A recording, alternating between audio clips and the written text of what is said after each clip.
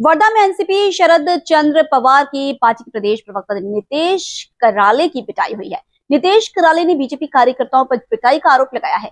नितेश कराले social media पर कराले गुरुजी के नाम से मशहूर है। नितेश कराले वीडियो के माध्यम से प्रतियोगी परीक्षा विषयों के अध्ययन के बारे में जानकारी देते हैं। नितेश कराले विधानसभा चुनाव में शरद पवार की पार्टी एनसीपी के लिए प्रचार कर रहे थे।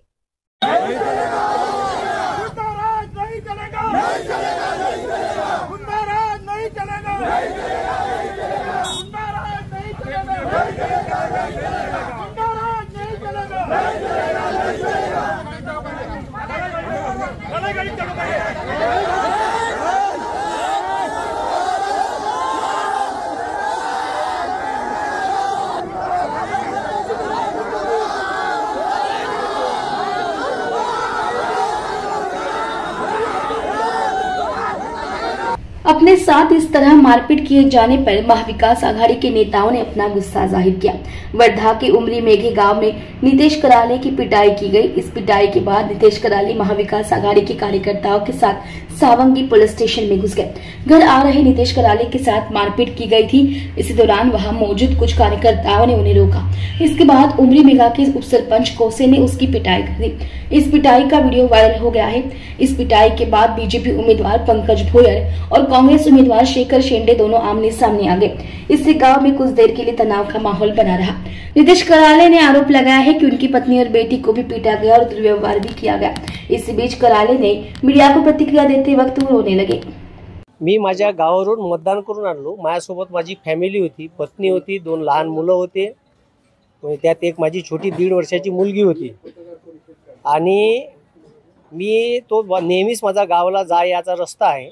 मी उमरीच्या तिथं माझे कार्यकर्ते दिसले तर आमच्या बूथवर थांबलो आणि बूथवर थांबलो असताना बूथवरचे लोक हे मुलं जे आहे हे सगळे बूथवरचेच आहे, हिमांशू वगैरे, तर हे सगळे लोक मला सांगे की आताच पोलिसांची गाडी येऊन गेली। त्यांनी सांगितलं का तुमच्या बूथवर 2च खुर्च्या ठेवा, 2च माणसं ठेवा। दमदापट करून गेले म्हणे। आम्ही 5-6 जण होतो तो, आणि समोरच्या स्टॉलवर मस्त जाऊन गोड गोड बोलले म्हणे। आणि त्यांनी तात्पुरते आमच्या समोर लॅपटॉप होते, लॅपटॉप काढून ठेवले। आणि मग मी तिथं गेलो, पोलीसवाले गेले होते ते, तर तिथं 2 लोक लॅपटॉप घेऊन बसले होते। त्याच्यात ग्रामपंचायतचा चपराशी होते 2 कर्मचारी, एक त्याच्यात आशिष म्हणून त्याला ओळखतो मी, तो आशिष म्हणून बसला होता। आणि अजून 10-15 लोक खुर्च्या टाकून त्याच्या पेंडॉलमध्ये बसले होते। आता हे बसले असताना मी कापडे साहेबाले PI सावंगी पोलीस स्टेशन यांना कॉल केला। कॉल केल्याच्या नंतर त्याने प्रतिक्रिया दिली का मी 10-15 मिनिटात पोहोचतो। मला ग्रामपंचायतचा कर्मचारी दिसला म्हणून मी तिकडं जायला गेलो। तो माझ्या ओळखीचाच मुलगा होता। ग्रामपंचायत कर्मचाऱ्याला नियमानुसार तिथं बसता येत नाही, त्याचा वापर तिथं चिठ्ठ्या देण्यासाठी करता येत नाही। आणि मी बस 2 पावलं समोर नाही गेलो तर सचिन कोशे हा उमरी ग्रामपंचायतचा उपसरपंच आहे, आणि त्यांनी सरळ मला मारहाण करणं सुरू केली। काहीच नाही, मी एकही शब्द बोललो नाही, कोणासोबत बोलचाल नाही, डायरेक्ट धावून आला माझ्यावर आणि मला मारझोड करणं सुरू केली। मी गप्पल तिथंच होतो, म्हणजे मला असं अनपेक्षित होतं, डायरेक्ट त्यांना आला ना रप्पारप मारणं सुरू केलं। त्याचा बाकायदा व्हिडिओ आहे, आणि घाणेरड्या भाषेत शिवाय द्यायला लागला। ठीक आहे, एवढ्या वाईट शिवा दिल्या। माझी पत्नी तिथं धावत आली, ठीक आहे, ती सोडवायला गेली। तिच्या हाती माझी मुलगी 1.5 वर्षाची मुलगी होती, तर माझ्या पत्नीला इथं पकडलं, ठीक आहे, हे गच्ची ओढून धरली, कपडे फाटण्याचा प्रयत्न केला, आणि त्याच्यानंतर ठुसा मारला। तो ठुसा तिला इथं लागला, आणि नंतर पुन्हा ठुसा मारला, तो माझ्या मुलीच्या पाठीला लागला। ठीक आहे, ती भेदारल्यासारखी झाली, कमीत कमी अर्धा तास तिथं रडत होती। आणि त्याच्यानंतर मी बाजूला गेल्याच्या नंतरही त्यांनी शिवीगाळ तशीच कायम ठेवली, घाणेरड्या भाषेत शिवीगाळ देत होती। त्याच्यासोबत एक पुन्हा बाई होती, ज्योती पद्माकर जायदे, ते सुद्धा खूप घाणेरड्या भाषेत शिवा देत होती। आणि त्याच्यानंतर अजय ठाकूर होता, आणि त्या व्हिडिओमध्ये स्पष्ट दिसत आहे अजय ठाकूर मला मारून राहिला, आणि मागून काहीतरी अवजार काढून राहिला मला मारासाठी।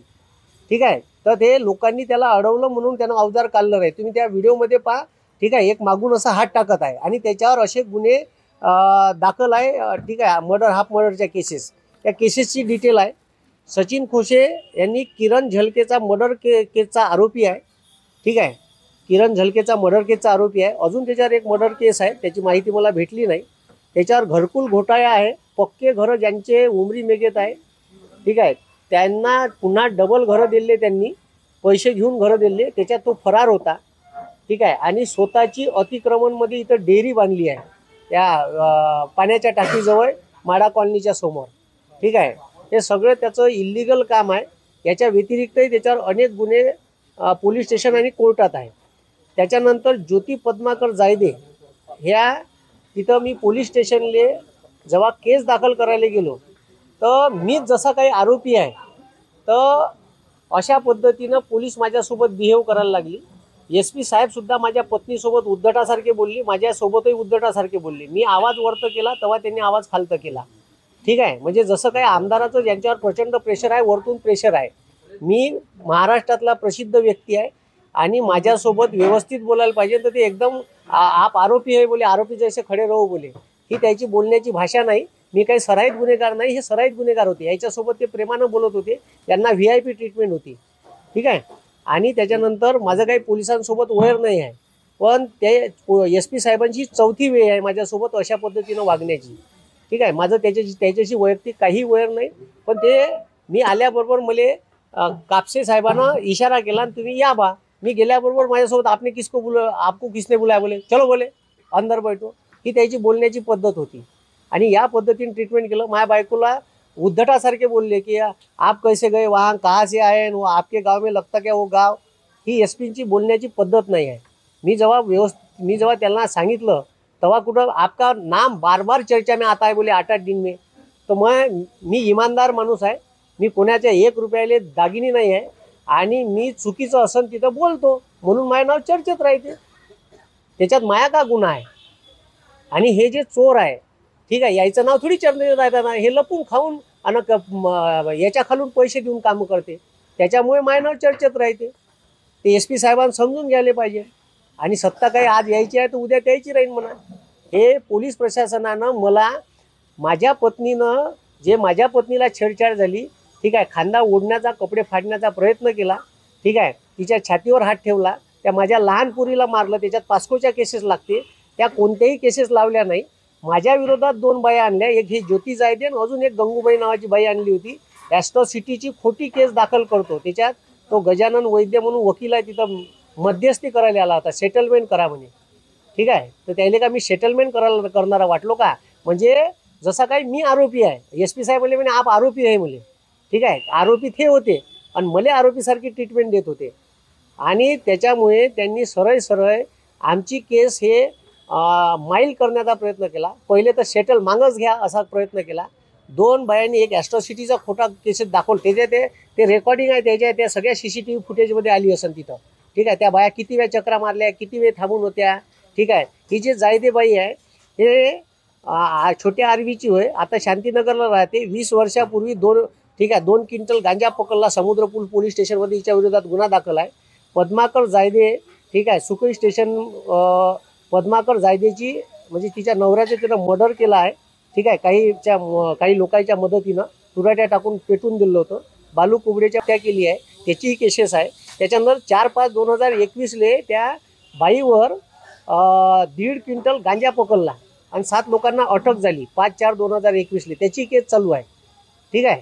हे एवढे सराईत गुन्हेगार असून, ठीक आहे, हे मला ज्ञान पाजून राहिले होते का तुम्ही आरोपी आहे, मला आरोपीसारखी ट्रीटमेंट देऊन राहिले होते तिथे SP साहेब, ठीक आहे. त्याच्यानंतर शांतीनगरच्या टेकडीवर तिच्या भावाची वीटभट्टी आहे, त्या वीटभट्टीले इल्लिगल मुरम नेऊन राहिला होता. तर RFOवर अटॅक केला हिनं गुंडाले घेऊन. RFO कोण होते, सागर बनसोड होते, ठीक आहे. त्याच्यावर हल्ला केला, ठीक आहे. त्याच्या 70,000 रुपयाचा दंड बी तिला ठोठावला आहे.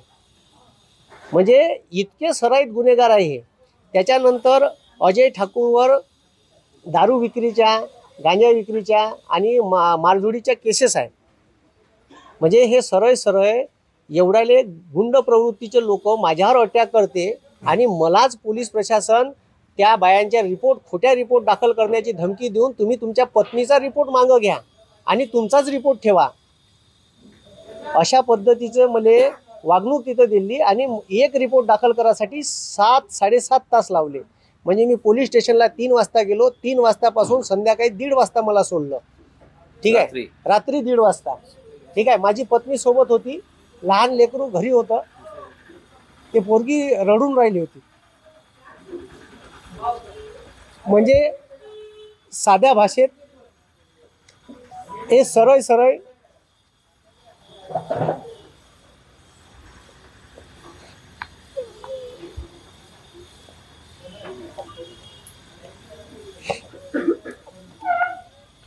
प्रकरण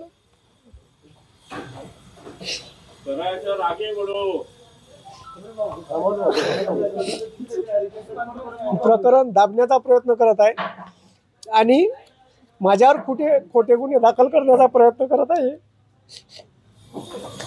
आणि म्हणजे माझ्यावर मी छेडखानी केली बा, म्हणून मारहाण केली. अशा पद्धतीच्या तिथं बाया आणल्या 2 आणि त्यांना रिपोर्ट दाखल केली. तो गजू वैद्य तिथं मध्यस्थी करायला होता. त्याला मी ओळखत नव्हतं त्याला. तू कोण होय म्हणलं त्याला. ठीक आहे. त्यानं मग ते ॲट्रॉसिटीसाठी बाई आणली. अजून कोण आणलं तिथं त्या महिलांनी. आणि सरळ त्याच्यात मध्यस्थी करायसाठी पोलीसवाले तिथं होते. ठीक आहे. असं नाही करायला पाहिजे पोलीस प्रशासनानं. म्हणजे मला आरोपीसारखी ट्रीटमेंट देऊन राहिली होती.